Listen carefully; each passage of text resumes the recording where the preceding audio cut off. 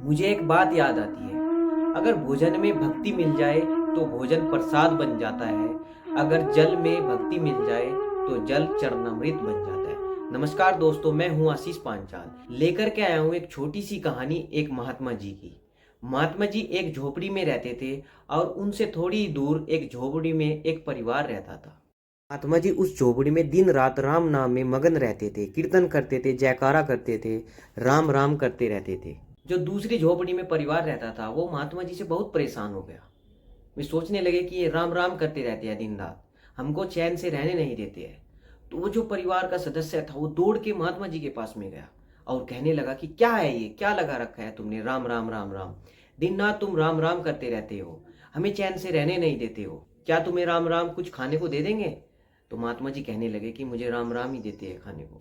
महात्मा जी कहने लगे कि तुम भी राम राम जपिए, तुम्हें भी राम खाने को देंगे। दोनों में शर्त लग गई और वह कहने लगा कि मैं भी आज राम राम ही जपूंगा, देखता हूं तुम्हारे राम मुझको क्या खिलाते हैं, मैं आज भोजन करूंगा ही नहीं।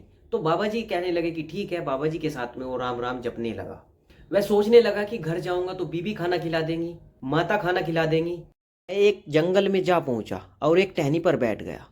वह सोच रहा था कि कोई मुझे खाना ना खिला दे, इसलिए वहां पर वो राम राम करने लगा। तो आप प्रभु की लीला देखिए, वहां से एक व्यापारियों का एक समूह जा रहा था। तो उनको भूख लगी और उस पेड़ के नीचे में बैठ गए और वहीं पे अपना खाना बनाना उन्हें शुरू कर दिया। भोजन बनकर के तैयार हो गया।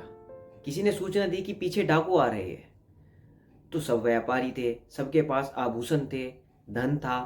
तो उन्होंने बिना किसी देरी के किए वहां से भोजन छोड़ करके भाग गए।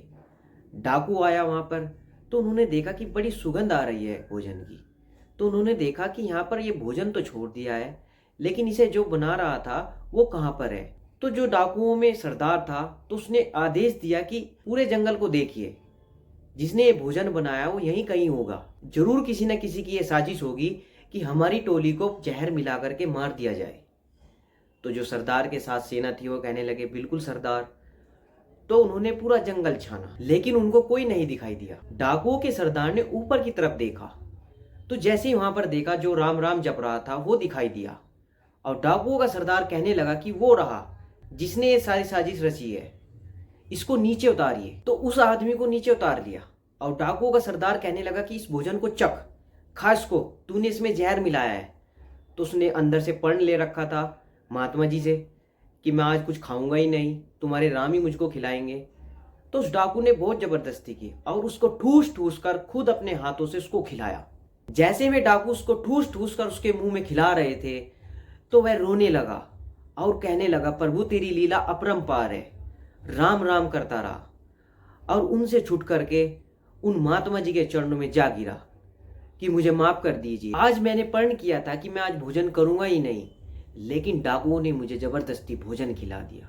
ये प्रभु ही थे, ये उस स्वरूप में, उस डाकुओं के रूप में प्रभु ही थे। हर स्वरूप में, हर रूप में, कण कण में भगवान है। सबका भरण पोषण भगवान ही करते हैं। हम सोचते हैं कि हम खुद करते हैं, हम खुद कमाते हैं, लेकिन ऐसा कुछ भी नहीं है। हम में कोई सामर्थ्य नहीं है। ये सब सामर्थ्य, ये सब चीजें, सब वैभव ये भगवान की कृपा से है, ये भगवान का ही है। तो हमें भगवान के लिए 10-15 मिनट ज़्यादा से ज़्यादा समय भगवान के लिए निकालना चाहिए और हमें भगवान का नाम लेना चाहिए, क्योंकि भगवान के नाम में इतनी बड़ी सामर्थ्य है कि हर काम, हर चीज़ उपलब्ध हो सकती है। भगवान के नाम में सब कुछ है। कैसी लगी आपको ये हमारी वीडियो, कमेंट करके ज़रूर बताइए। हमारी वीडियो को लाइक करें। अगर आप नए हैं तो हमारे चैनल को सब्सक्राइब भी कर दीजिए। नमस्कार, जय श्री राम, जय श्री राधे।